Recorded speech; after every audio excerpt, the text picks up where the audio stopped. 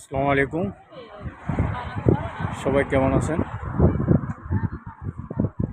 আজকে শুক্রবার, ছুটির দিন,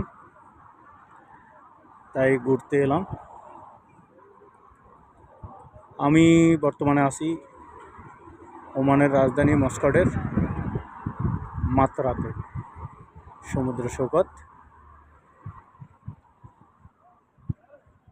এটা ওমানের সবচেয়ে সুন্দরতম একটা জায়গার অন্যতম একটা জায়গা।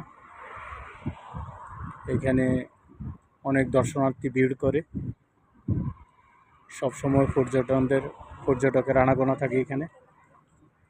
মনোরম একটি দৃশ্য। আমার যখন মন খারাপ থাকে আমি তখন সমুদ্র পাড়ে চলে আসি আসলে।